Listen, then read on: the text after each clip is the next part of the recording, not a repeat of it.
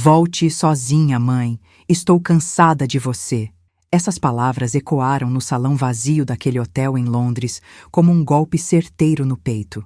Meu nome é Beatriz, tenho 64 anos, e esta é a história de como uma mãe abandonada em terra estrangeira ensinou a filha ingrata a lição mais cara que o dinheiro pode comprar. As palavras da Amanda ecoaram pelo salão de mármore do hotel como um tapa na cara. Senti meu corpo inteiro tremer. Não de frio, porque o aquecedor estava ligado e eu usava meu casaco de lã bege, aquele que comprei especialmente para essa viagem. Tremi de choque, de vergonha, de dor tão profunda que parecia que alguém tinha enfiado uma faca no meu peito e estava torcendo devagar. Estávamos no lobby do Royal Garden Hotel, em Kensington. Um lugar de 5 estrelas, com lustres de cristal pendurados no teto alto, poltronas de veludo vermelho vinho e aquele cheiro característico de hotéis caros, uma mistura de perfume importado, madeira envernizada e flores frescas. Turistas do mundo inteiro passavam com suas malas de grife. Um casal de ingleses idosos tomava chá na mesinha ao lado. 2 japoneses tiravam fotos da arquitetura. E minha filha, minha única filha, estava ali de pé na minha frente, o dedo em riste apontado para o meu rosto, gritando comigo como se eu fosse uma estranha indesejada. Você é sufocante, controladora. Eu não aguento mais fingir que gosto da sua companhia. Cada palavra era uma pedrada. Sufocante? Eu, que passei os últimos 40 anos da minha vida me desdobrando para garantir que ela tivesse tudo? Controladora? Eu, que sempre deixei ela tomar as próprias decisões, mesmo quando discordava, fingir que gosta da minha companhia?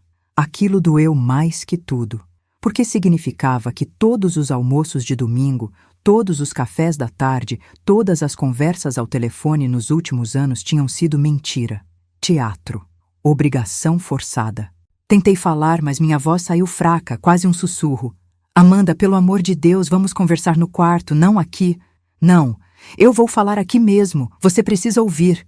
Ela estava vermelha, os olhos brilhando de raiva. Usava aquele vestido preto de marca que eu tinha dado de presente no aniversário dela, 3 meses atrás. R$ 2.400. Lembro do valor exato, porque hesitei na hora de passar o cartão, mas pensei, é minha filha, ela merece. Você acha que porque pagou essa viagem pode me controlar? Decidir para onde a gente vai, o que a gente come, que horas a gente sai? Eu só sugeri o restaurante porque você disse que gostava de comida italiana. Minha voz falhou. Senti lágrimas queimando nos olhos, mas engoli a seco, tentando segurar. Sugeriu? Ela deu uma risada amarga, cruel. Você impôs, igual impõe tudo na minha vida desde que eu nasci. Já estou cansada, mãe. Cansada de ser sua bonequinha. Cansada de ter que te agradecer por cada mísero real que você gasta comigo, como se eu tivesse que ficar em dívida eterna. Foi nesse momento que o Tiago apareceu. Meu genro. Ele tinha ido buscar as malas no quarto, enquanto Amanda e eu tomávamos café da manhã. Ou melhor, enquanto eu tomava café e ela reclamava do cardápio, do atendimento, do clima londrino, de tudo. Tiago desceu com as 2 malas grandes, aquelas de marca, com rodinhas silenciosas. Ele é alto, 1,85 m, cabelo grisalho nas têmporas que ele acha charmoso, terno azul marinho sempre impecável. Tem aquele jeito de consultor financeiro bem-sucedido, postura ereta, sorriso profissional, aperto de mão firme. Mas naquele momento, o sorriso tinha sumido. No lugar, uma expressão de desprezo gelado. Amanda, vamos. Nosso táxi já está esperando. Ele olhou para mim de cima a baixo, como se eu fosse algo nojento que tinha grudado na sola do sapato dele. Beatriz, você precisa aprender uma coisa importante. Você já não é mais o centro do universo. As pessoas crescem, seguem em frente, e você ficou para trás. Abri a boca para responder, mas o que eu ia dizer? Meu cérebro tinha virado mingau. Não conseguia processar o que estava acontecendo. Tinha certeza de que ainda estava dormindo, que era um pesadelo horrível e que ia acordar daqui a pouco. Tiago tem razão. Amanda pegou a bolsa dela, uma Prada bege que eu tinha dado no Natal passado. R$ 3.800. Você vive no passado, mãe. Acha que ainda é aquela empresária poderosa, mas hoje você é só uma senhora aposentada chata que não aceita que a vida passou. Eu tenho minha própria família agora. minhas prioridades, e você não está mais no topo da lista. Minha própria família. As palavras ricochetearam no meu peito, como se eu não fosse mais família dela. Como se os 38 anos que dediquei a criar essa menina sozinha, depois que o pai dela me traiu e foi embora, não significassem nada. Como se as noites em claro, quando ela teve catapora aos 5 anos, não existissem. Como se eu não tivesse passado anos costurando de madrugada para pagar a escola particular dela, para garantir que ela tivesse as mesmas oportunidades que as filhas das minhas clientes ricas. Amanda. Moene, tentei de novo, estendendo a mão, mas ela deu um passo para trás como se meu toque queimasse. Não me toca. Estou falando sério, mãe. Pegue suas coisas e volte para o Brasil sozinha. Eu e Tiago vamos aproveitar o resto da viagem sem você. A gente merece uns dias de paz. Tiago já estava empurrando as malas em direção à porta giratória. Amanda o seguiu sem olhar para trás. Eu fiquei ali, sentada naquela poltrona de veludo vermelho, segurando minha bolsa Coach preta no colo, tremendo. Sentia os olhares curiosos dos outros hóspedes. A recepcionista loira atrás do balcão de mármore fingia digitar algo no computador, mas eu sabia que ela tinha visto tudo. O segurança perto da porta desviou o olhar quando nossos olhos se encontraram. Vergonha. Uma vergonha tão grande, tão pesada, que me fez afundar naquela poltrona. Quis desaparecer, virar pó, deixar de existir. Fiquei ali sentada por quanto tempo? 10 minutos? 20? Não sei. O tempo tinha parado. Minha mente estava em loop, repetindo a cena, as palavras cruéis, o desprezo nos olhos dela. Como tinha chegado a esse ponto? Onde foi que eu errei? Eu tinha pagado essa viagem inteira. Comprei as 3 passagens aéreas na classe executiva da British Airways. R$ 43.200 no total. Reservei suítes separadas nesse hotel, 5 estrelas por 7 noites. R$ 56.400. Programei tours privativos pela Torre de Londres, Palácio de Buckingham, um cruzeiro pelo Tâmisa, ingressos para o musical do West End, mais R$ 12.000, sem contar os restaurantes, as compras, os mimos, tudo para que a gente pudesse ter uma semana especial juntas, mãe e filha, como antigamente. Mas não era como antigamente, era? Porque antigamente, quando Amanda era pequena e a gente não tinha dinheiro, ela me olhava com admiração. Quando eu crescer, quero ser igual a você, mãe, ela dizia, sentada no chão da nossa sala minúscula no Jabaquara, me vendo costurar vestidos de festa até 2 da manhã. Eu sorria cansada e prometia: você vai ser melhor que eu, meu amor. Você vai estudar, vai ter oportunidades que eu nunca tive. E ela teve. Paguei colégio particular, Pueridomus. 17 anos de mensalidades que somaram mais de R$ 250.000. Quando ela quis fazer intercâmbio no Canadá aos 16 anos, vendi metade das minhas ações da confecção para bancar os 6 meses lá fora. R$ 82.000. Faculdade de Publicidade na ISPM, 4 anos, R$ 320.000. Apartamento de presente quando ela se casou com o Tiago, uma cobertura de 190 metros quadrados nos jardins, R$ 1.200.000 à vista. Fiz as contas mentalmente ali, sentada naquela poltrona, enquanto turistas felizes passavam por mim, somando tudo: educação, moradia, viagens, presentes, mesadas quando ela estava apertada. Eu tinha investido mais de R$ 2 milhões na minha filha ao longo desses 38 anos. 2 milhões. Dinheiro que eu tinha suado, tijolo por tijolo, construindo meu negócio de confecção do zero. E o retorno? Ela me abandonando sozinha em Londres, a 7.000 quilômetros de casa, como se eu fosse lixo. Finalmente consegui me levantar. Minhas pernas estavam bambas. Fui até o elevador. Apertei o botão para o 10º andar. A cabine era espelhada. Me vi refletida e não reconheci a mulher ali. 64 anos, cabelo grisalho bem cortado, R$ 260 no Jaque Janine, antes da viagem. Roupa elegante, mas conservadora. Maquiagem leve, bolsa cara, sapatos de couro legítimo. Por fora, eu parecia uma senhora de classe média alta, viajando pela Europa. Por dentro, eu era uma mendiga esmolando o amor da própria filha. Entrei no meu quarto. Suíte deluxe com vista para o Hyde Park, cama king size com lençóis de 1000 fios, banheiro de mármore com banheira vitoriana, varanda privativa, 840 libras por noite, R$ 8.200 por noite. Eu ia ficar ali sozinha por mais 4 noites, porque meu voo de volta só era na sexta-feira. Sentei na beirada da cama e, pela primeira vez em muito tempo, chorei.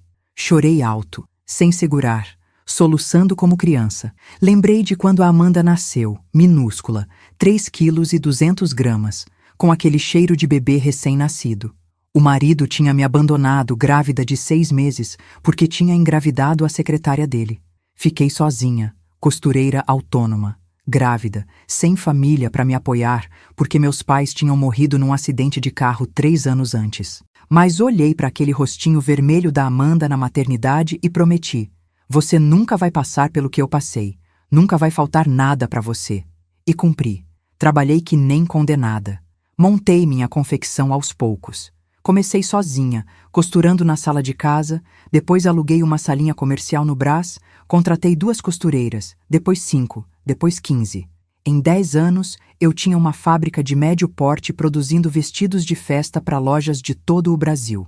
Virava noites trabalhando, mas via a Amanda crescer bem vestida, bem alimentada, estudando em boas escolas. Será que foi isso? Será que eu dei tudo tão fácil que ela nunca aprendeu o valor de nada? Meu celular tocou. Era a Clarice, minha melhor amiga e ex-sócia. A gente tinha vendido a confecção juntas há 5 anos e se aposentado. Atendi com a voz embargada. Bia, que voz é essa? Aconteceu alguma coisa? E aí desabei. Contei tudo entre soluços. A discussão, as palavras cruéis, o abandono. Clarice ficou em silêncio por uns segundos que pareceram eternos. Depois, com aquela voz firme dela, disse: Beatriz Maria da Silva, escuta bem o que vou te falar. Você construiu um império do zero. Virou noites costurando quando eu e você dividíamos aquele quartinho no Brás. Criou essa menina sozinha depois que aquele desgraçado do Marcelo te deixou. Pagou escola particular top, intercâmbio no Canadá, faculdade particular caríssima, casamento com buffet de R$30 mil no Maxud Plaza, apartamento de 1.200.000 nos Jardins. E ela te trata como lixo? Bia, chega. Chega de ser capacho. Mas, Clá, ela é minha filha. E você é a mãe dela. Mãe que merece respeito. Olha, você tem 2 caminhos. Ou volta para São Paulo de cabeça baixa, pedindo desculpas por existir, e deixa essa ingrata e o pilantra do marido dela continuarem te sugando. Ou você levanta essa cabeça, lembra quem você é e mostra para eles que dignidade não se negocia. Clarice tinha razão. Eu sabia que ela tinha razão. Mas meu coração de mãe insistia em encontrar desculpas. Amanda estava estressada com o trabalho, Tiago estava influenciando ela negativamente, era só uma fase. Bia, para de inventar desculpa para quem não merece. Dorme, amanhã você pensa melhor. Mas promete uma coisa para mim, não volta rastejando. Promete. Eu prometo, menti.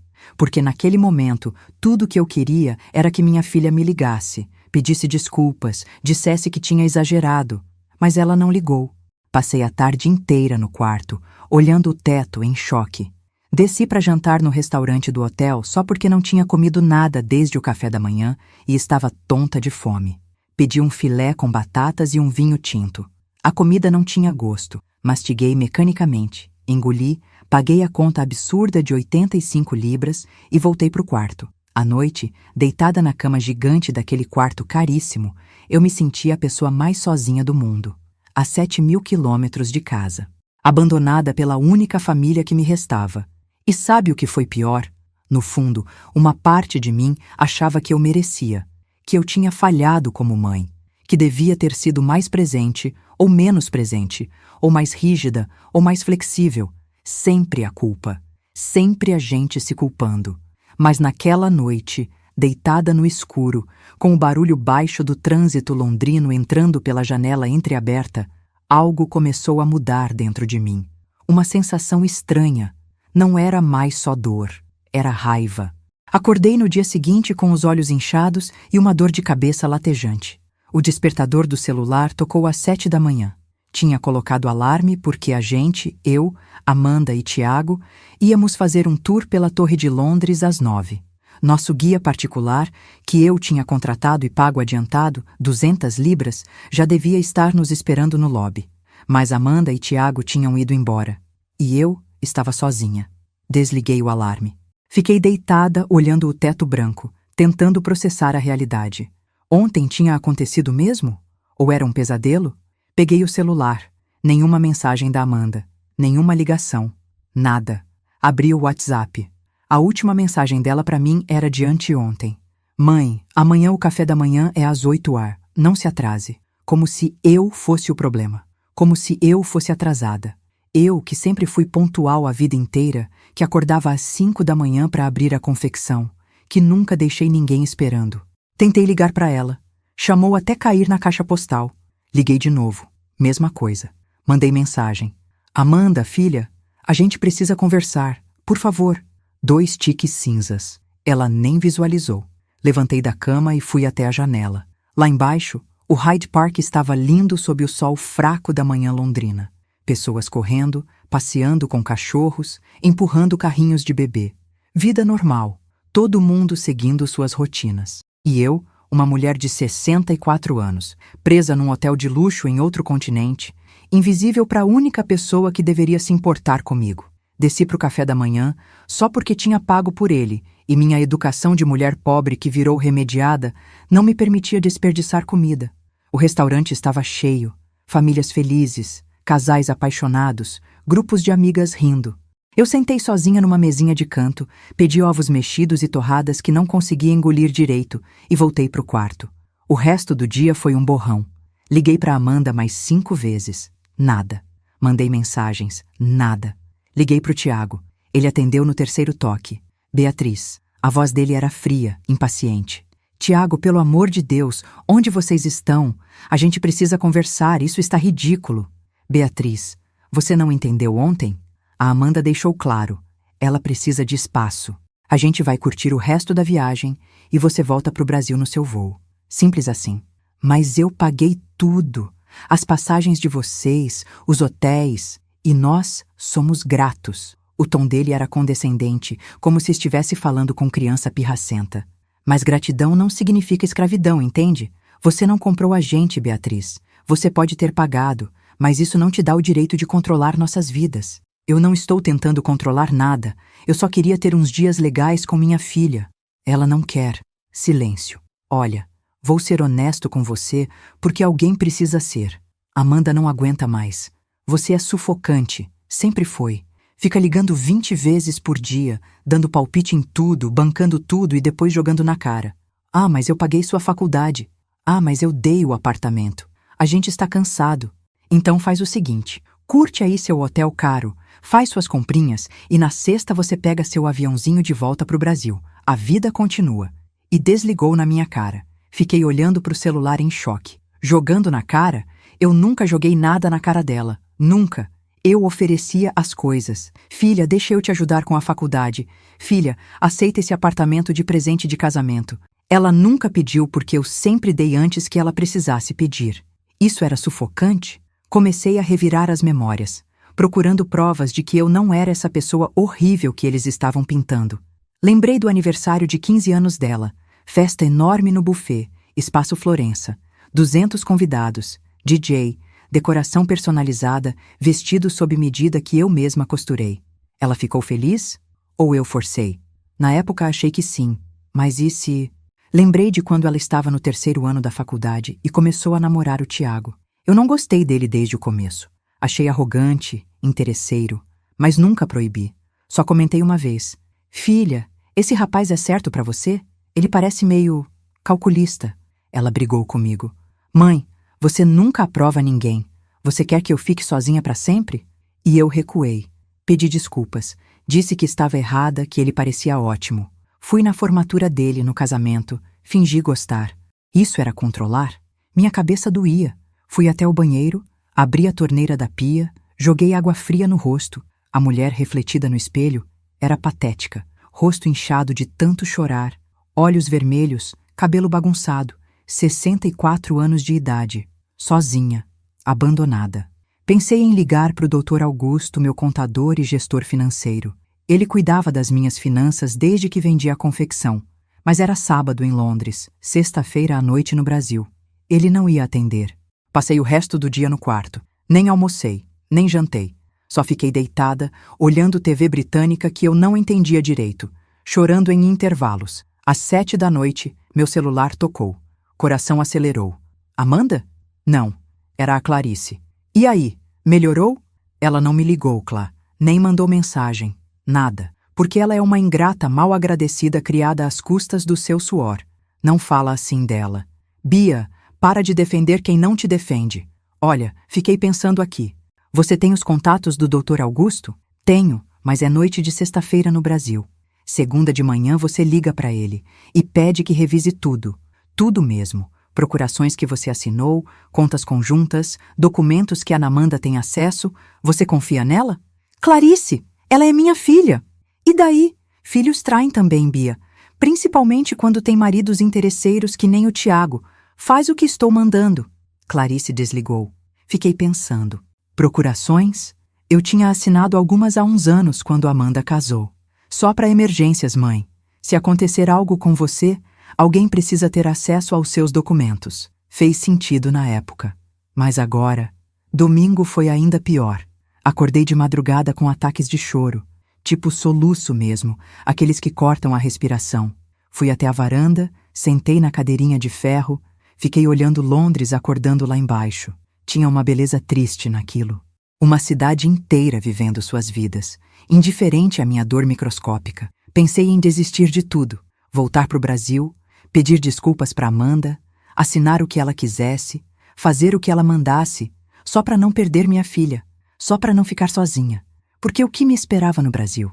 Um apartamento vazio em Moema, algumas amigas, a Clarice, mas família, só a Amanda. Se eu perdesse ela, acabou. Eu ia morrer sozinha, esquecida, e nem ia ter ninguém para fechar meu caixão. O desespero era físico, tipo uma mão gigante apertando meu peito. Não conseguia respirar direito. Taquicardia, suor frio. Achei que estava tendo um infarto. Liguei para a recepção, quase entrando em pânico. Eles mandaram a médica do hotel, uma indiana elegante, Dr. Patel. Ela mediu minha pressão, fez uns testes e disse com sotaque britânico suave: fisicamente, a senhora está bem, mas isso aqui é ansiedade aguda. Precisa conversar com alguém. Tem alguém que pode te apoiar? Expliquei resumidamente. Ela ouviu com atenção, balançou a cabeça e disse algo que mexeu comigo. Sabe o que vejo muito aqui no hotel? Pessoas sozinhas. Turistas que viajam para fugir de problemas em casa. E sabe o que aprendi? Às vezes o pior lugar do mundo é estar rodeado de gente que te trata mal. E o melhor lugar é estar sozinho, mas em paz. Ela me receitou um calmante suave e saiu. Fiquei pensando nas palavras dela. Sozinha, mas em paz. Será que dava para ser feliz sozinha? Segunda-feira de manhã, hora do Brasil, liguei para o Dr. Augusto. Ele atendeu com aquela voz séria e profissional dele. Dona Beatriz, como está Londres? Doutor Augusto, preciso que o senhor faça algo urgente para mim. Contei a situação. Ouvi o suspiro pesado dele do outro lado da linha. Dona Beatriz, eu vinha tentando falar com a senhora sobre isso há meses. Meu estômago gelou. Sobre o quê? Nos últimos 6 meses, Amanda e Tiago me procuraram 3 vezes. Queriam acesso completo às suas contas, alegando que a senhora estava confusa, esquecida, que precisava de ajuda para gerenciar suas finanças. Confusa? Eu? Exatamente o que eu disse a eles. A senhora é lúcida, organizada, sempre foi. Eu recusei dar acesso, mas eles insistiram. Chegaram a sugerir que eu estava sendo irresponsável por não proteger seus bens. Senti o chão sumir. Que mais? Tem as procurações que a senhora assinou há 5 anos. São amplas demais, dona Beatriz. Dão poder para Amanda movimentar contas, vender bens, fazer transações. Tecnicamente, ela não precisa da minha autorização para nada. Mas nunca usei isso. Não, mas o documento existe. E tem mais uma coisa. Ele hesitou. Recebi uma consulta de um escritório de advocacia há 3 meses, perguntando sobre procedimentos de interdição judicial. Interdição? Que é isso? É quando a justiça declara alguém incapaz de gerir os próprios bens e nomeia um curador. Geralmente usado para idosos com Alzheimer, problemas psiquiátricos graves. Perguntei de quem era a consulta. Me disseram que não podiam revelar, mas... Reconheci o nome do advogado. É primo do Tiago. Meu mundo desabou. Eles estavam planejando me internar judicialmente, me declarar louca. Pra quê? Pra pegar meu dinheiro, meus bens, tudo. E eu, como idiota, tinha pagado uma viagem de mais de 100 mil reais para eles. Doutor Augusto, o que eu faço? Primeiro, cancela essas procurações imediatamente. Segundo, eu vou revisar todas as suas contas, extratos dos últimos 2 anos e enviar para a senhora. Terceiro, procura um advogado bom de família quando voltar. Quarto, e isso é importante, não assina nada que eles pedirem. Nada. Passei o dia inteiro em choque. Dr. Augusto me mandou um monte de documentos digitalizados por e-mail. Quando abri, tomei um susto. Tinha movimentações que eu não reconhecia. Transferências pequenas, 1.000 reais aqui, 2.000 ali, sempre da minha conta para a conta conjunta da Amanda e do Tiago. Somando tudo nos últimos 18 meses, eram 43.600 reais. Pequeno perto do que eu tinha, mas não era o valor, era o princípio. Eles estavam tirando dinheiro sem pedir autorização. E tinha mais, 3 tentativas de empréstimo usando meu CPF como avalista. Dr. Augusto tinha negado todas, mas a tentativa existiu. Liguei para ele de novo. Cancela tudo. Procurações, cartões adicionais, acesso às contas, tudo. Agora, ele cuidou de tudo pela internet. Em 2 horas estava feito. Amanda não tinha mais acesso a nada. E aí eu lembrei. A cobertura nos jardins. Eu tinha comprado, mas tinha colocado no nome dela? Liguei para o Dr. Augusto de novo. O apartamento está no nome da Amanda? Ele checou. Não, está no seu nome ainda. A senhora disse que ia doar formalmente, mas nunca assinou a escritura definitiva. Juridicamente, o imóvel é seu. Ela só mora lá por comodato verbal. Por comodato verbal. Ou seja, eu podia tirar ela de lá quando quisesse. Algo mudou dentro de mim naquele momento. Não era mais dor. Não era mais desespero.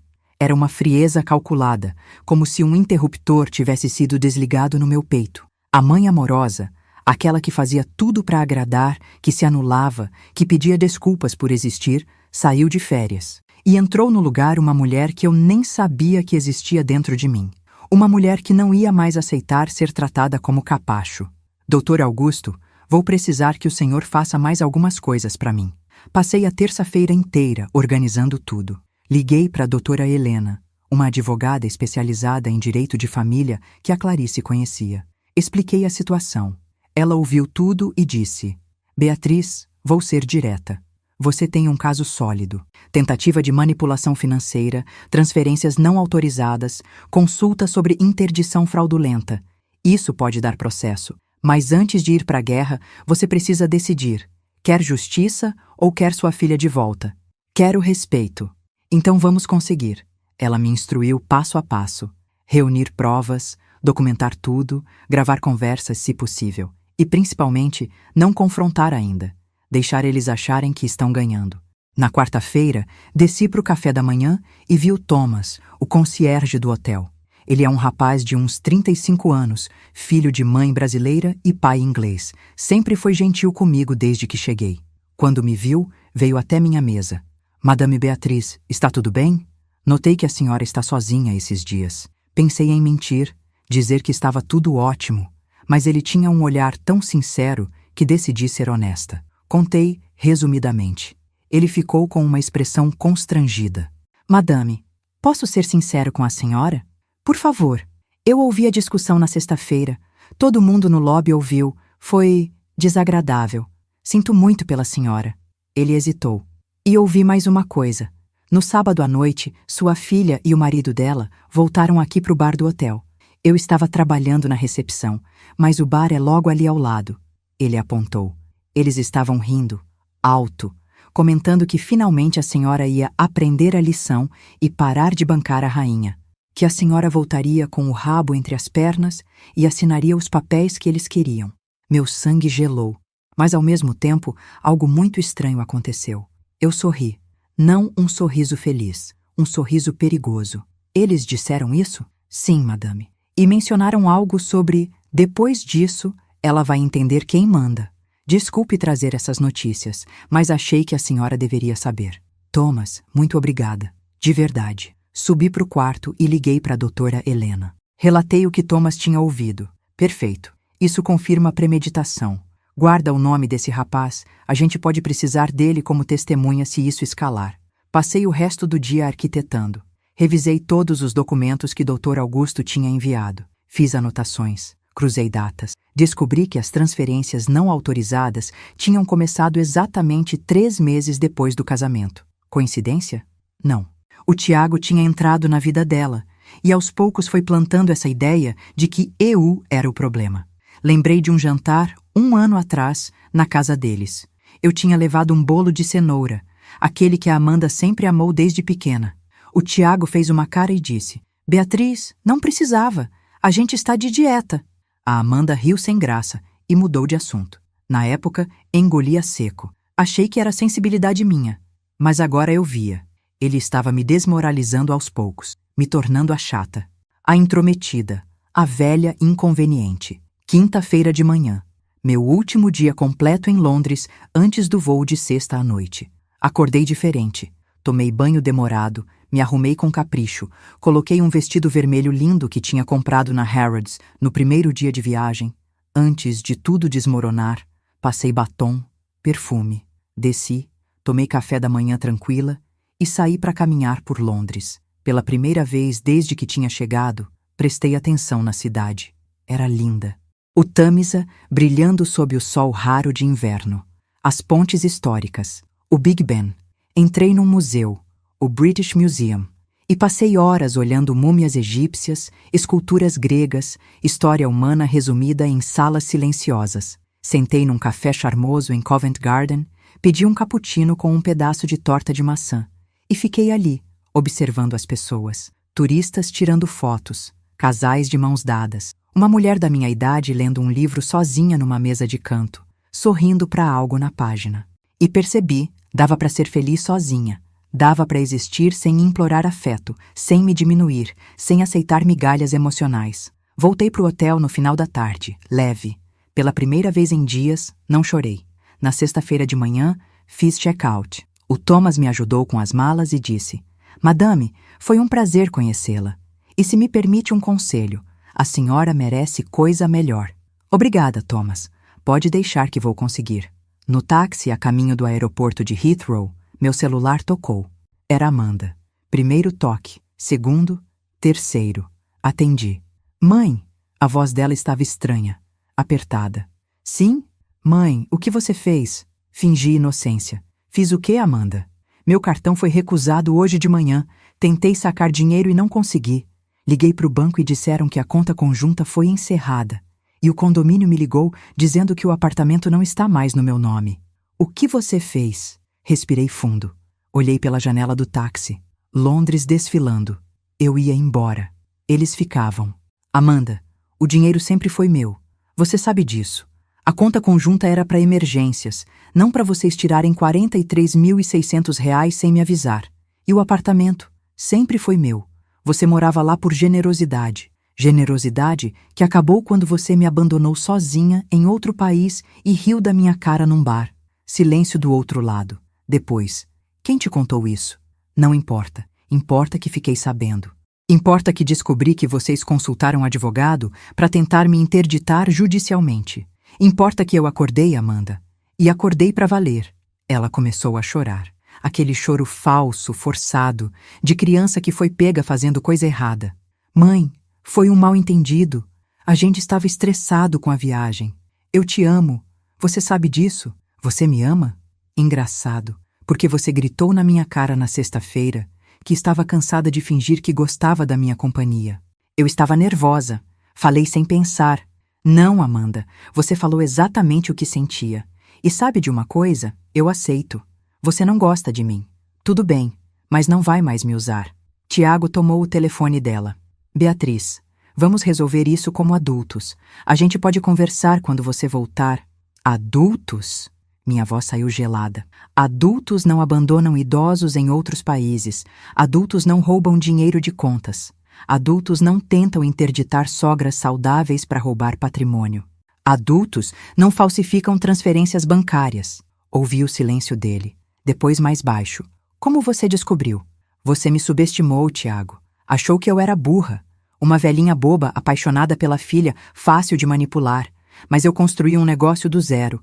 Virei empresária quando você ainda estava na faculdade pagando cerveja com mesada dos papais. Não me subestime de novo. Beatriz, olha. Não, você olha. Minha advogada tem todas as provas. Transferências não autorizadas, tentativa de interdição fraudulenta, tudo. A gente pode resolver isso de duas formas. Ou vocês somem da minha vida voluntariamente, ou eu processo vocês e torno isso público.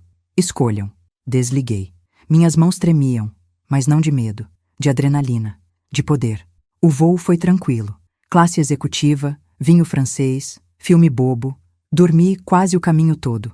Quando o avião pousou no aeroporto de Guarulhos às 8 da manhã de sábado, eu estava renovada. Clarice me buscou. Quando me viu saindo do desembarque, ela correu e me abraçou. E aí? Conseguiu? Consegui. No carro, a caminho de casa, contei tudo. Ela bateu palma. Bia, você voltou. A Beatriz guerreira que eu conheci há 40 anos, pensei que tinha sumido. Estava escondida embaixo de um monte de culpa maternal, mas ela voltou. Cheguei no meu apartamento em Moema. 3 quartos, varanda com vista para o parque, decoração que eu mesma tinha escolhido. Meu espaço, minha paz. E adivinha quem estava na portaria esperando? Amanda. Vi minha filha antes mesmo de descer do carro da Clarice. Ela estava sentada num banquinho de madeira na área de espera da portaria do prédio, abraçada na própria mala pequena. Usava uma calça jeans desbotada e uma blusa de frio cinza, sem maquiagem, o cabelo preso num coque desleixado, olheiras profundas. Parecia que tinha envelhecido 10 anos em uma semana. Quando me viu, levantou num pulo. Mãe!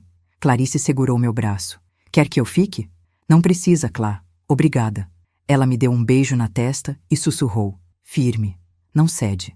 Desci do carro, peguei minha mala e caminhei até a entrada do prédio. O seu José, porteiro que trabalhava ali há 15 anos, me cumprimentou. Dona Beatriz, bem-vinda de volta. A senhorita Amanda chegou há umas 2 horas. Disse que ia esperar. Tudo bem, seu José. Obrigada. Olhei para Amanda. Ela tinha os olhos vermelhos, obviamente tinha chorado. Deu um passo na minha direção. Mãe, me desculpa. Por favor, me desculpa. Eu errei. Errei muito. Não respondi. Apenas passei por ela, arrastando minha mala até o elevador. Ela me seguiu. Entramos no elevador em silêncio. Eu apertei o botão do 12º andar. Ela ficou ali, de pé do meu lado, respirando pesado, tentando segurar o choro. Quando chegamos no meu apartamento, abri a porta, entrei, deixei a mala na sala. Amanda entrou atrás e fechou a porta. Mãe, eu sei que você está com raiva. Tem todo o direito. Mas por favor, me escuta. Só 5 minutos. Me virei e olhei para ela. De verdade, minha filha. 38 anos. Gerente de marketing numa multinacional. Pós-graduação, apartamento nos Jardins, carro importado, roupas de marca, tudo que eu nunca tive na idade dela. E ali estava ela, com cara de cachorro abandonado, implorando. 5 minutos, eu disse, cruzando os braços. Ela respirou fundo. Mãe, eu fui horrível com você. Falei coisas terríveis. Te abandonei em Londres. E eu não tenho desculpa. Não posso jogar a culpa no Tiago. Não posso dizer que estava estressada. A verdade é que eu fui uma filha ingrata, egoísta e cruel. Fiquei em silêncio, esperando. Eu acho que com o tempo fui perdendo a noção do valor das coisas. Tudo sempre foi fácil demais para mim. Você sempre resolveu tudo. E quando o Tiago começou a falar que eu precisava tomar as rédeas da minha vida, deixar de ser dependente, aquilo fez sentido na minha cabeça, mas do jeito errado. Eu comecei a ver você como o problema, como se você fosse a razão da minha imaturidade. E não era. Nunca foi. O problema era eu. Ela limpou as lágrimas com as costas da mão. Quando você cortou o meu acesso às suas contas, quando descobri que o apartamento não era meu, eu entrei em pânico. Mas não porque perdi o dinheiro. Foi porque percebi que tinha perdido você. E você vale mais que qualquer apartamento, qualquer conta bancária. Eu fui burra, mãe. Muito burra. Sentei no sofá. Ela ficou de pé, esperando minha reação. Amanda, comecei, com voz calma, mas firme. Você me humilhou publicamente, na frente de dezenas de pessoas. Me abandonou sozinha num país estrangeiro. Riu da minha cara num bar dizendo que eu ia voltar com o rabo entre as pernas. Sacou R$ 43.600 da minha conta sem autorização. E o pior, vocês consultaram um advogado para tentar me interditar judicialmente. Me declarar louca, incapaz, só para pegar meu dinheiro. Ela empalideceu. Como você? Quem te contou? Isso não importa. Importa que é verdade. Mãe, aquilo foi ideia do Tiago. Eu juro. Ele disse que era só uma consulta, que a gente precisava proteger seu patrimônio caso você ficasse senil no futuro. Eu achei estranho, mas ele me convenceu que era normal, que famílias responsáveis faziam isso. E você acreditou. Eu fui idiota, eu sei. Eu... Levantei a mão pedindo silêncio. Ela parou de falar. Amanda, você tem 38 anos. É adulta, formada, inteligente. Não pode jogar a culpa no marido para sempre. Você fez escolhas, escolhas horríveis. E escolhas têm consequências. Eu sei, e estou disposta a enfrentar as consequências. Só não quero perder você, mãe.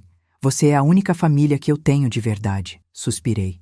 Uma parte de mim, a mãe que passou 38 anos cuidando dessa menina, queria abraçar ela, dizer que estava tudo bem, que a gente superava isso juntas. Mas a outra parte, a mulher que tinha acabado de descobrir a própria espinha dorsal em Londres, sabia que perdoar fácil demais era perigoso. Onde está o Tiago? Não sei. E não me importo. Eu mandei ele embora. Embora para onde? Vocês moram juntos. Morávamos, no apartamento que era seu, que agora voltou a ser oficialmente seu. Ele saiu ontem, pegou as coisas dele e foi para casa da mãe. Vocês brigaram? Brigamos. Quando você desligou aquele telefone no sábado, eu confrontei ele. Perguntei sobre a interdição, sobre o dinheiro que sumiu da conta, sobre tudo. Ele tentou me convencer que era pro nosso bem, que você estava perdendo a cabeça, que a gente tinha direito ao seu patrimônio porque você não ia levar pro caixão mesmo. Eu fiquei enjoada, mãe. Enjoada de mim por ter acreditado nele. Enjoada dele por ter me manipulado. Terminei o casamento ali mesmo. Fiquei surpresa. Não esperava isso. Você terminou? Terminei. Falei que queria divórcio. Ele riu. Disse que eu ia me arrepender, que sem o dinheiro da mamãezinha eu ia quebrar, que eu não sabia viver sem ser sustentada. E sabe o que foi pior? Ele tinha razão. Eu nunca paguei minhas próprias contas de verdade. Tudo sempre veio de você. Amanda sentou no chão, na frente do sofá, cansada. Mãe, quando você cortou meu acesso a tudo, eu tive que olhar para minha própria vida pela primeira vez. E sabe o que vi? Dívidas. Eu e o Tiago temos dívidas enormes, cartões de crédito estourados, financiamento de carro atrasado, empréstimo consignado. A gente ganhava bem. Os dois juntos traziam uns 38 mil reais por mês, mas gastava 50. E a diferença vinha de você, das suas ajudinhas, dos presentinhos, dos valores que a gente tirava daquela conta conjunta. Eu não sabia disso. Achava que eles eram financeiramente estáveis. Quanto vocês devem? Ela hesitou. Depois disse num fio de voz. 132 mil reais. Como? Cartões, empréstimos, cheque especial. O Tiago gostava de viver bem. Restaurantes caros, roupas de marca, viagens. Eu entrava na onda. E quando apertava, a gente pegava um pouquinho da sua conta. Só até o bônus sair, a gente dizia. Mas o bônus nunca chegava, ou chegava e já estava comprometido. Senti raiva. Mas também uma tristeza profunda. Minha filha tinha virado isso. Uma adulta endividada, dependente, manipulada. E agora? O que você vai fazer? Vou pagar. Sozinha. Já cancelei todos os cartões. Cortei as assinaturas de streaming, clube, academia chique. Vou vender meu carro e comprar um usado. Vou alugar um apartamento menor. E vou trabalhar. De verdade, sem esperar que alguém me salve. Olhei para ela. Havia sinceridade ali? Ou era desespero? Difícil saber. Mãe, ela disse com voz embargada, eu não estou pedindo dinheiro. Eu sei que não mereço. Estou pedindo uma chance de provar que posso ser uma filha melhor, uma pessoa melhor. Não precisa me perdoar agora, nem semana que vem. Mas, por favor, não me tira da sua vida completamente. Fiquei em silêncio por um tempo longo. Depois levantei. Estou cansada. Foi um voo longo. Você pode ir. Ela levantou também, limpou o rosto. Posso te ligar? Semana que vem? Pode. Obrigada. Ela caminhou até a porta. Antes de sair, se virou. Mãe, eu te amo. De verdade. Desculpa ter demorado tanto para perceber o que eu tinha. Fechou a porta e saiu. Fiquei ali, sozinha no meu apartamento silencioso, processando. Será que ela estava falando a verdade? Ou era manipulação para voltar a ter acesso aos meus bens? Não sabia. E por mais que meu coração de mãe quisesse acreditar, minha cabeça agora era mais cautelosa. Liguei para a doutora Helena, minha advogada. Contei sobre a visita da Amanda. Beatriz, toma cuidado. Pode ser arrependimento genuíno ou pode ser tática. Mantém distância por enquanto. Deixa ela provar com ações, não com palavras. Na segunda-feira, comecei a reconstruir minha rotina. Academia, encontros com amigas. Voltei para o clube de leitura que tinha abandonado há 2 anos porque não tinha tempo. Mentira, tinha tempo, mas a Amanda sempre precisava de alguma coisa e eu largava tudo. Marquei jantar com a Clarice, com a Mariana, com a Vera, amigas antigas que eu tinha negligenciado. E foi numa terça-feira, durante um almoço com a Mariana, num restaurante no Itaim, que recebi uma ligação estranha. Número desconhecido. Quase não atendi, mas algo me fez aceitar a chamada. Alô? Dona Beatriz? Era uma voz masculina, jovem. Sim, quem fala? Meu nome é Rafael. Sou contador no escritório Silva em Associados. A senhora não me conhece, mas eu trabalho com o Tiago, seu ex-genro. Meu corpo inteiro ficou alerta. E o que o senhor quer? Dona Beatriz, eu estou ligando porque... Olha, isso é antiético da minha parte. Posso até perder meu emprego se descobrirem, mas minha consciência não deixa. A senhora parece ser uma pessoa decente e o que está acontecendo não está certo. Do que o senhor está falando? Ouvi ele respirar fundo do outro lado. O Tiago me procurou há 3 meses. Pediu que eu ajudasse ele a organizar alguns documentos sobre a senhora. Relatórios médicos falsos, atestados de incapacidade, laudos psiquiátricos forjados, tudo para embasar um processo de interdição. Senti o sangue gelar nas veias. O quê? Ele queria me pagar R$ 20.000 para fazer isso. Eu recusei. Disse que era antiético e possivelmente ilegal. Ele ficou bravo, disse que eu era fraco, que todo mundo tem seu preço. Depois disso, ele procurou outros contadores e encontrou um que topou. Quem? Um tal de Valdir Cunha.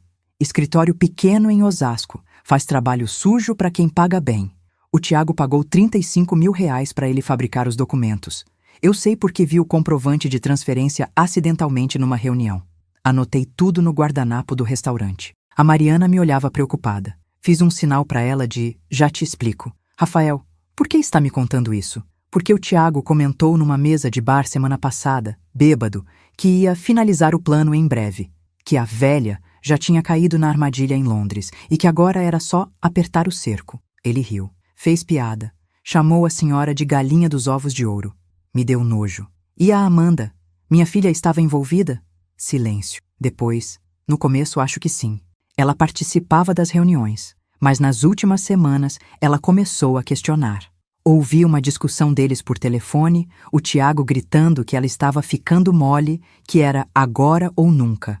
Não sei se ela está envolvida ainda. Minha cabeça girava. Rafael, o senhor pode me enviar provas disso? E-mails, mensagens, qualquer coisa? Posso.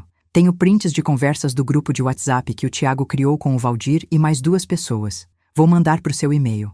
Qual é? Passei meu e-mail. Ele disse que enviaria ainda hoje e desligou. Olhei para Mariana. Ela estava boquiaberta. Bia, que foi isso? Contei. Ela ficou indignada. Mas que desgraçado!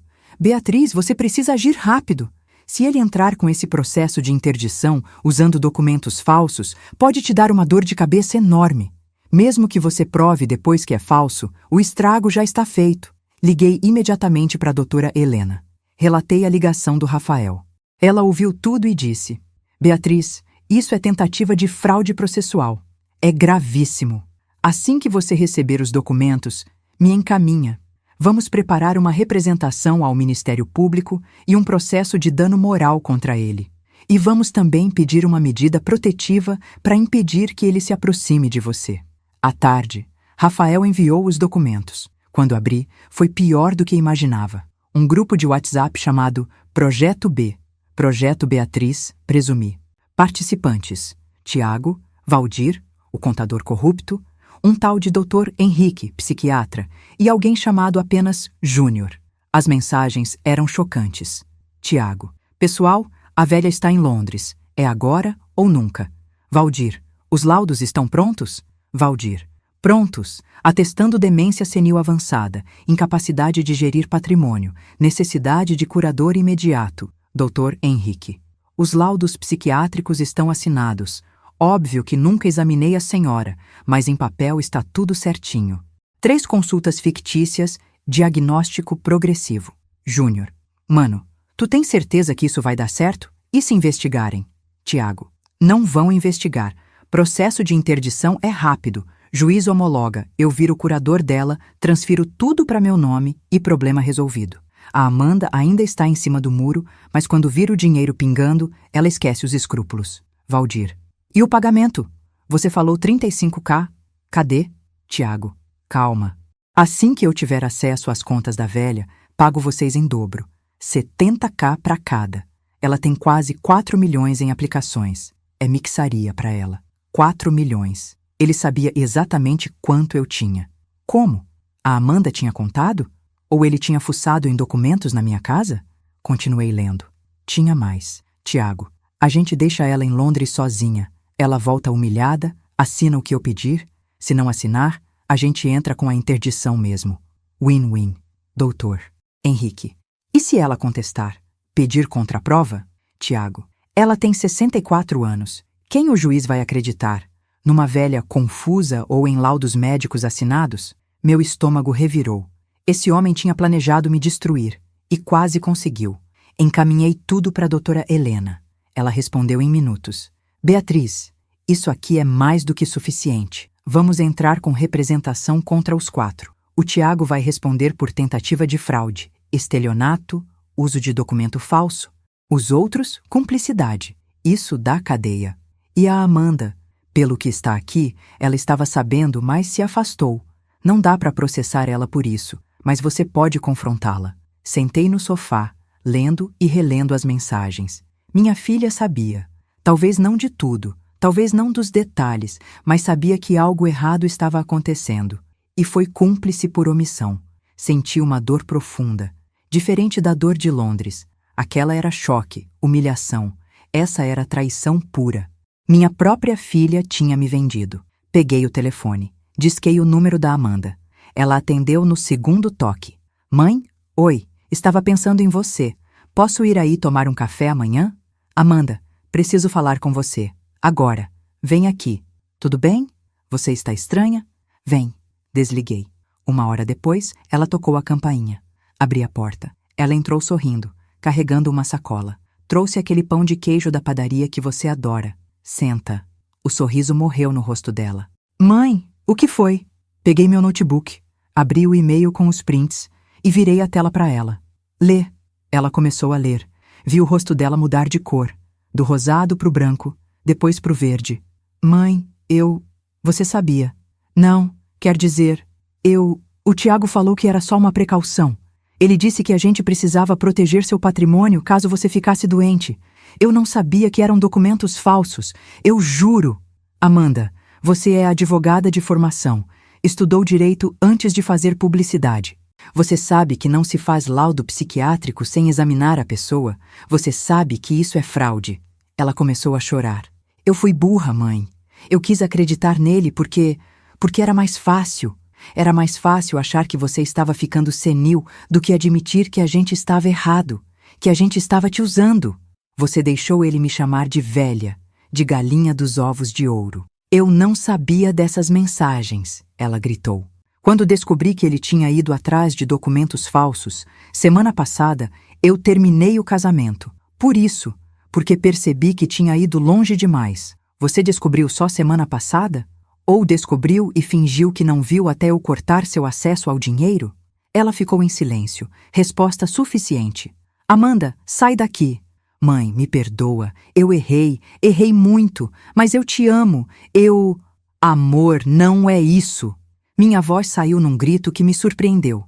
Amor não é deixar teu marido forjar documentos para internar tua mãe como louca. Amor não é arrancar 43 mil reais escondido. Amor não é me abandonar em Londres rindo depois. Isso não é amor, Amanda. Isso é ganância disfarçada de afeto. Ela soluçava. Eu sei. Você tem razão. Eu sou um monstro. Eu mereço que você me odeie. Eu não te odeio. E isso é o pior. Porque seria mais fácil se eu odiasse. Mas eu não consigo. Você é minha filha. Eu te carreguei na barriga. Te amamentei.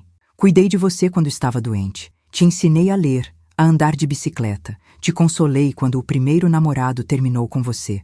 Como eu te odeio. Mas como eu confio em você de novo.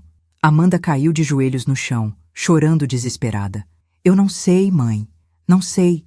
Só sei que vou passar o resto da minha vida tentando consertar isso. Trabalhando, provando, sendo a filha que você merece. Olhei para ela ali, destruída, e uma parte de mim teve pena. Mas a outra parte, a parte que tinha acabado de descobrir a própria força, sabia que pena não era o mesmo que reconciliação. Amanda, levanta. Pega suas coisas e vai. Ela levantou, limpou o rosto, pegou a bolsa. Na porta se virou. Mãe, só mais uma coisa. Aquele apartamento que era seu, que eu morava, tem uma caixa no closet. No canto esquerdo, em cima. Abre ela. Tem coisas lá dentro que vão te interessar. Que coisas? Documentos, comprovantes, coisas que eu guardei sem o Tiago saber, achando que um dia ia precisar me proteger dele. Agora você pode usar. E saiu. Fiquei parada no meio da sala por 10 minutos. Depois liguei para o Dr. Augusto. Preciso entrar naquela cobertura nos jardins hoje ainda. É sua, dona Beatriz. A senhora tem as chaves? Tenho. Fui até lá. O prédio era chique. Portaria 24 horas, segurança, área de lazer completa. Subi até o apartamento no 14º andar. A cobertura que eu tinha comprado 7 anos atrás como presente de casamento para Amanda. Entrei. O lugar estava uma bagunça. Roupas jogadas, louça suja na pia, cama desfeita. A Amanda claramente tinha saído às pressas depois que eu bloqueei tudo. Fui até o closet. Era enorme, planejado, cheio de roupas de marca. No canto esquerdo, em cima, tinha uma caixa de papelão simples, meio amassada. Peguei. Abri. Dentro, uma pilha de documentos. Comecei a folhear e meu queixo caiu. Extratos bancários da conta conjunta do Tiago com outra mulher. Uma tal de Fernanda. Transferências mensais, R$ 10.000. Pagamento de aluguel de um apartamento na Vila Madalena. Contas de restaurantes, hotéis, joias. Tiago tinha uma amante e estava bancando ela com o dinheiro que tirava de mim. Tinha mais. Comprovantes de dívidas em casas de apostas online. R$ 142.000 perdidos em menos de um ano. Contratos de empréstimos com agiotas, juros absurdos, ameaças de cobrança. E o pior, prints de conversas entre Tiago e a tal Fernanda. Ele dizendo que logo ia resolver a situação da sogra e eles iam poder viver de boa com a grana dela. Amanda sabia de tudo isso e guardou as provas. Por quê? Para se proteger? Ou porque no fundo ainda tinha um pingo de decência? Fotografei tudo com meu celular. Enviei para a doutora Helena. Ela respondeu em caps lock. Beatriz, isso aqui enterra ele. Vamos processar por tudo. Dano moral, fraude, estelionato, bigamia, se ele for casado com ela, tudo. Saí do apartamento com a caixa. No elevador encontrei a vizinha do andar de baixo, Dona Márcia, uma senhora elegante de uns 70 anos. Beatriz, que saudade! Faz tempo que não te vejo. Pois é, Dona Márcia, estive viajando. Ah, que bom! E sua filha? Ela saiu de mudança? Mais ou menos. Está se reorganizando. Ela baixou a voz como quem vai contar fofoca. Olha, não queria me meter, mas aquele marido dela, Bia, ele trazia uma moça aqui direto, tipo, toda semana. Eu via do meu apartamento quando eles chegavam. Uma morena alta, bonita. Eles entravam de mãos dadas. Sua filha nunca estava em casa nesses dias. Eu quase te contei 1000 vezes, mas não sabia se devia... Dona Márcia, a senhora fez certo em me contar agora. No carro, voltando para casa, eu processava tudo. Tiago não era só um manipulador. Era um parasita completo. Usava meu dinheiro para bancar amante, pagar dívidas de jogo, viver vida dupla. E ainda tinha a audácia de tentar me internar como louca para roubar tudo. Cheguei em casa e liguei para Amanda. Você sabia da Fernanda? Silêncio. Depois, sabia. Descobri há 4 meses. Achei as mensagens no celular dele. Confrontei. Ele disse que ia terminar com ela. Mentiu. E você continuou casada com ele? Eu estava com vergonha, mãe. Vergonha de admitir que tinha errado, que você tinha razão desde o começo sobre ele. Vergonha de voltar atrás. Então fingi que estava tudo bem e foquei em conseguir o máximo possível antes do casamento afundar de vez. Foi horrível. Eu me tornei uma pessoa horrível. Por que não pediu ajuda? Porque... Ela hesitou. Porque pedir ajuda significava admitir que eu precisava de você. E eu passei os últimos 3 anos tentando provar que não precisava, que era independente, adulta. Foi orgulho burro, mãe. E me destruiu. Desliguei. Fui tomar banho. Debaixo do chuveiro, chorei. Não de tristeza, de alívio, porque finalmente eu via tudo com clareza. Minha filha não era má. Era fraca, imatura. Tinha tomado decisões péssimas, mas tinha guardado as provas. Tinha, no final das contas, escolhido o lado certo. Tarde, mas tinha escolhido. Na quinta-feira marquei uma reunião no meu apartamento. Convidei doutora Helena, advogada, doutor Augusto, contador, Clarice, melhor amiga e testemunha, e Amanda. Quando Amanda chegou, viu todo mundo e ficou pálida. Mãe, o que é isso? Senta. Ela sentou. Parecia uma ré no tribunal. Doutora. Helena começou. Amanda, sua mãe me contratou para organizar a situação jurídica envolvendo você e seu ex-marido. Vou ser direta. Temos provas suficientes para processar o Tiago por múltiplos delitos: fraude processual, estelionato, falsificação de documentos, apropriação indébita. Ele pode pegar de 4 a 8 anos de prisão. Amanda engoliu seco. Eu sei. Você estava ciente dos planos dele? Parcialmente. No começo achei que era só paranoia dele. Depois percebi que era sério. Quando descobri os documentos falsos, terminei o casamento. Por que não denunciou? Porque eu tinha medo. Medo de ser acusada como cúmplice. Medo de perder tudo. Medo de ter que admitir o que tinha me tornado. Doutora Helena olhou para mim. Eu assenti. Ela continuou. Sua mãe decidiu não processar você. Não porque você não merece, mas porque ela ainda acredita que você pode mudar. No entanto, existem condições. Quais? Respirei fundo e falei. Primeira condição. Você vai pagar as próprias dívidas, sozinha. Não vou dar um centavo, nem emprestar, nem perdoar. Você vai trabalhar, cortar gastos e quitar tudo. Ela concordou com a cabeça. Segunda condição. Terapia. Obrigatória. 2 vezes por semana. Vou pagar, mas você tem que ir, sem falta. Porque o problema não é só financeiro, é emocional. Eu aceito. Terceira condição, distância.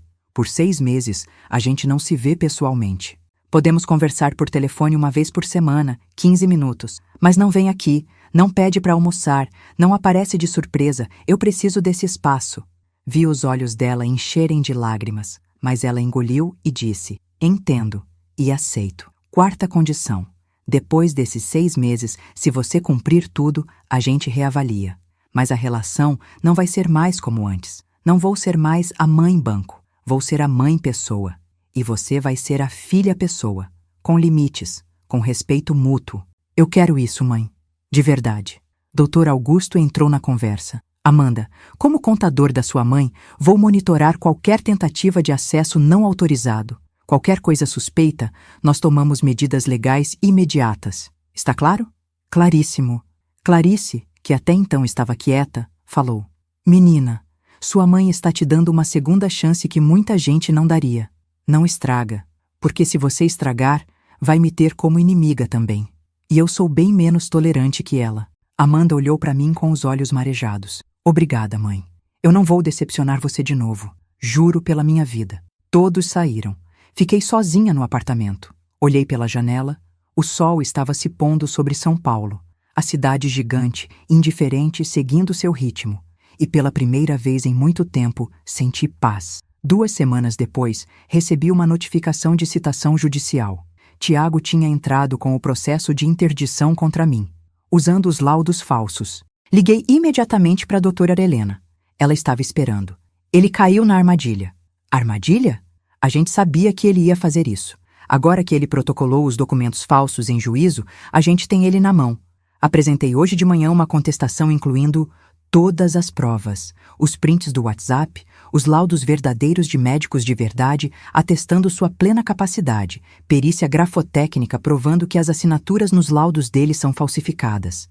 O juiz já suspendeu o processo e determinou investigação. O Ministério Público já foi acionado. Senti um arrepio.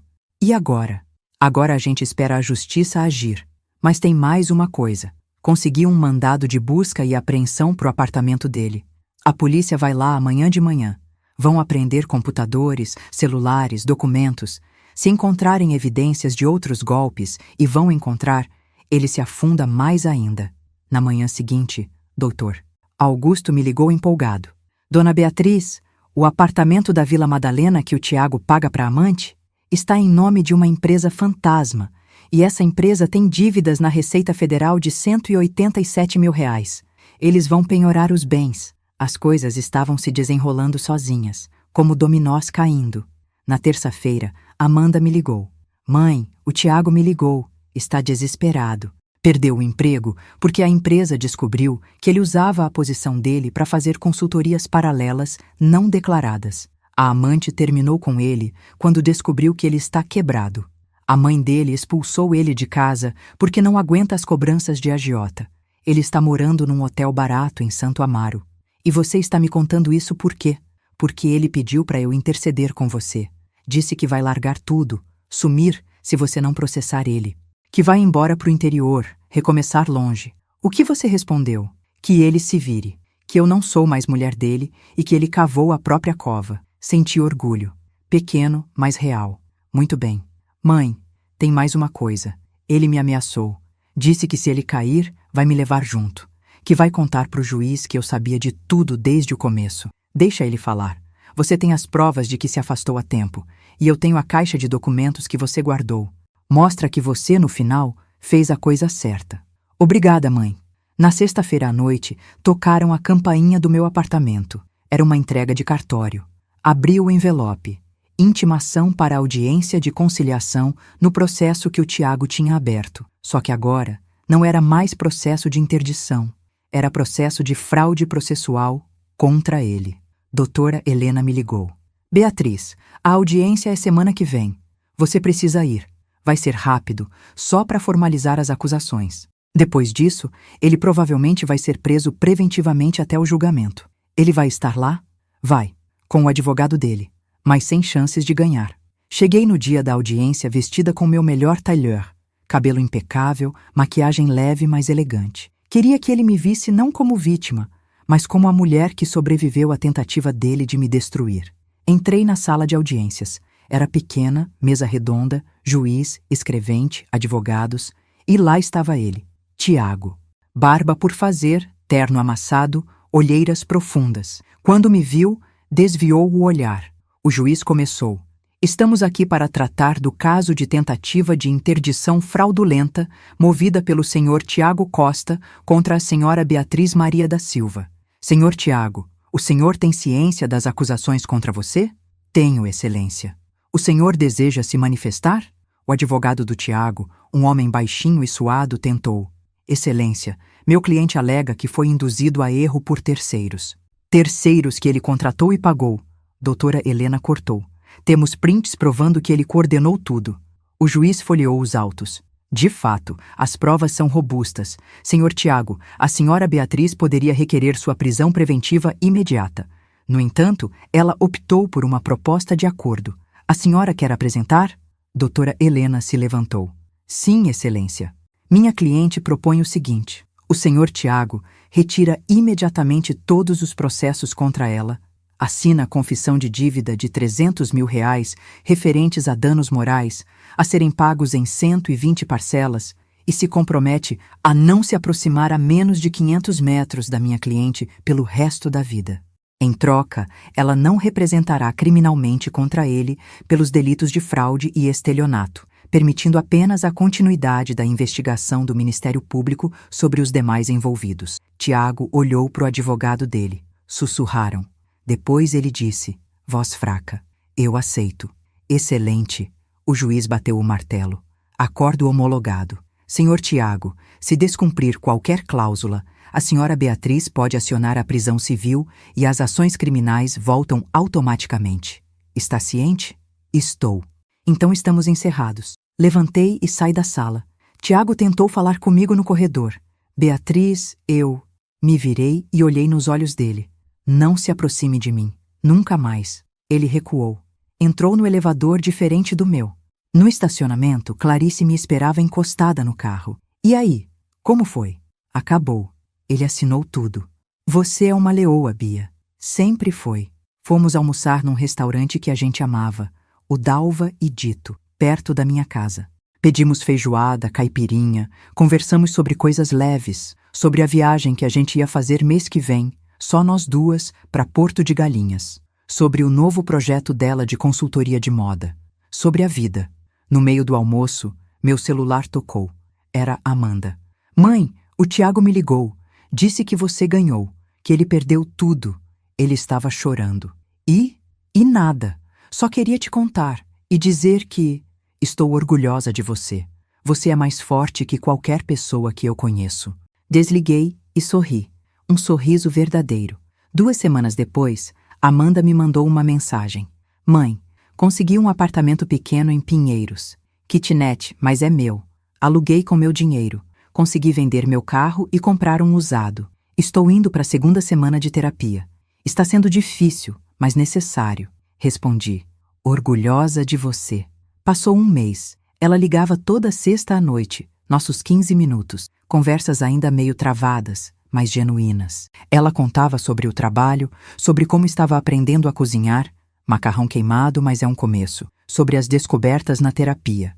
E eu contava sobre minhas aulas de dança de salão, sobre o grupo de voluntariado que tinha entrado, levava comida para moradores de rua todo sábado, sobre o curso de francês online que comecei. Passou 2 meses, 3, 4. No 5º mês, ela me mandou uma foto. A geladeira dela, cheia de comida. Legenda. Primeira compra do mês feita totalmente com meu dinheiro. Sem dívidas, sem cartão de crédito, só débito. Respondi com emoji de coração. No 6º mês, dia marcado, toquei a campainha do apartamento dela em Pinheiros. Era um prédio simples, mas bem localizado. Ela abriu a porta e pela primeira vez em meio ano, nos abraçamos. O apartamento era minúsculo, 15 metros quadrados no máximo. Cama de solteiro, mesinha pequena, uma banqueta, fogão de 2 bocas. Mas estava limpo, organizado, cheirando a café fresco. Bem-vinda ao meu reino, ela brincou nervosa. Está lindo. Está honesto, ela corrigiu. É o que eu posso pagar com meu salário depois de separar a parte das dívidas, mas é meu. Sentamos na mesinha. Ela serviu café, pão de queijo que tinha feito, de mistura de pacote, mas ficou bom. Conversamos, de verdade, sem máscaras. Mãe, na terapia descobri uma coisa sobre mim. Eu sempre tive medo de não ser suficiente. Tipo, filha boa o suficiente, inteligente o suficiente, bem-sucedida o suficiente. E quanto mais você me dava, mais eu sentia que era porque você achava que eu não dava conta sozinha. Ficou um ciclo vicioso. Eu pedia, você dava, eu me sentia fraca, pedia mais. Nunca foi sobre você ser fraca, Amanda. Eu sei disso agora. Era sobre você ser generosa. Mas eu distorci tudo na minha cabeça, e o Tiago alimentou essa distorção. Me convenceu de que você me infantilizava, que eu precisava me libertar. No fim, só me afundei mais. Segurei a mão dela por cima da mesa. E agora? Como você se sente? Cansada, ela riu. Pagar conta é chato. Acordar cedo todo dia é chato. Cozinhar é chato. Mas eu me sinto real. Tipo, pela primeira vez na vida, quando olho no espelho, reconheço a pessoa que tá ali. Não é a filhinha da mamãe, não é a esposa troféu, não é a gerente bem-sucedida. É só a Amanda. E tá tudo bem. 6 meses viraram 1 ano. Amanda manteve todas as promessas. Terapia religiosamente. Dívidas quitadas, ainda faltavam algumas, mas ela estava pagando. Trabalho sério. E nossa relação se reconstruiu. Diferente, mais saudável. A gente almoçava junto 1 vez por mês, sempre em lugares simples. Ela fazia questão de pagar metade da conta. Questão de princípio, mãe. Eu deixava. Quanto ao Tiago, a justiça seguiu seu curso. O Ministério Público processou ele, Valdir, Dr. Henrique e Júnior. Todos foram condenados. Tiago pegou 5 anos em regime semiaberto por fraude processual, falsificação de documento e estelionato. Valdir e Dr. Henrique, 4 anos cada. Júnior, por ser menor participação, prestação de serviços comunitários. Tiago nunca pagou a indenização de R$300 mil. Não tinha dinheiro, mas já era esperado. Eu não fiz por dinheiro. Fiz por dignidade. 1 ano e meio depois de Londres, recebi um convite inesperado. Thomas, o concierge do hotel, me mandou uma mensagem no LinkedIn. Madame Beatriz, estou indo ao Brasil em férias. Adoraria tomar um café se a senhora tiver disponibilidade. Marcamos. Ele veio a São Paulo, nos encontramos no MASP. Conversamos sobre a vida, sobre Londres, sobre tudo. Ele contou que tinha pedido demissão do hotel e agora trabalhava numa ONG que ajudava imigrantes. Aquele dia em que conversei com a senhora me fez pensar. Queria fazer algo que importasse de verdade. Às vezes os piores momentos nos levam para os melhores caminhos, eu disse. E a senhora? Está bem? Estou ótima, livre, forte, feliz. 2 anos depois de Londres, numa manhã de sábado, tocaram a campainha do meu apartamento. Era Amanda, mas não estava sozinha. Tinha uma moça com ela, de uns 30 e poucos anos, morena, sorriso largo. Mãe, essa é a Júlia, minha namorada. Levei uns segundos para processar. Namorada? Amanda riu, nervosa. É, surpresa, né? Para mim também foi. Depois do divórcio, na terapia, descobri coisas sobre mim. E uma delas é que eu gosto de mulheres. Sempre gostei. Mas reprimi a vida inteira porque achava que era errado, que você ia ficar decepcionada, que ia manchar nossa imagem perfeita.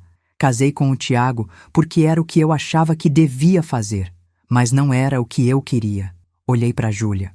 Ela apertou a mão da Amanda, solidária. Amanda, eu disse sorrindo, a única coisa que me decepciona é você esconder quem você é. De resto, eu só quero que você seja feliz. E se a Júlia te faz feliz, então bem-vinda à família. Júlia me abraçou. Obrigada, dona Beatriz. Fizemos café, conversamos, rimos. Pela primeira vez em muito tempo, tivemos um dia de família de verdade. Sem máscaras, sem mentiras, sem dinheiro no meio. Hoje, 3 anos depois de Londres, vivo minha vida. Não por ninguém. Por mim. Viajo quando quero. Leio, danço, faço trabalho voluntário. Tenho amigas, atividades, propósito. Amanda está bem. Mora com a Júlia num apartamento em Perdizes, ainda pequeno, mas maior que a kitnet. Trabalha duro. Planeja casar no próximo ano. Casamento civil simples, ela já avisou. E nossa relação é sólida, porque é construída em respeito, não em dependência. Mês passado, a gente estava almoçando num restaurante no Jardim Europa, quando Amanda me perguntou: Mãe, você se arrepende de ter cortado meu acesso ao dinheiro, de ter me forçado a crescer do jeito duro? Pensei bastante antes de responder. Me arrependo de não ter feito isso antes. Te fazer crescer não foi crueldade. Foi o maior ato de amor que eu podia ter dado. Ela sorriu. Obrigada por não desistir de mim mesmo quando eu desisti de você. Se você está me ouvindo agora e se vê nessa história, seja como a mãe sufocada, seja como a filha perdida, escuta bem. Dignidade não se negocia. Amor verdadeiro não vem com preço. E às vezes, perder alguém temporariamente é a única forma de não perdê-los para sempre. Eu poderia ter voltado de Londres destruída. Poderia ter aceitado as migalhas emocionais que me ofereciam. Poderia ter continuado sendo a mãe banco, a galinha dos ovos de ouro. Mas escolhi me respeitar. Escolhi me valorizar. E sabe o que aconteceu? A pessoa que eu mais amava no mundo me respeitou de volta. Demorou. Doeu. Mas aconteceu. Então, se alguém te trata como invisível, como descartável, como algo que só vale pelo que você pode oferecer financeiramente, corte. Corte de vez. Porque você vale mais que qualquer conta bancária. Você vale pelo que é, não pelo que tem. E se você é a pessoa que está usando alguém, sugando, manipulando, pare. Antes que você perca a única coisa que dinheiro nenhum compra de volta. A chance de olhar no espelho e gostar de quem você vê. Quem me conhece hoje não acredita que eu já fui aquela mulher sentada sozinha num hotel em Londres, abandonada e humilhada. Mas fui. E transformei aquela dor na minha maior força. Você também pode. Se essa história tocou seu coração, compartilhe com alguém que precisa ouvir isso. E se inscreve aqui no canal para mais histórias de recomeço e dignidade. A próxima pode ser a que você precisa ouvir hoje. E agora, clica na história que está passando na sua tela. Tenho certeza que você vai gostar.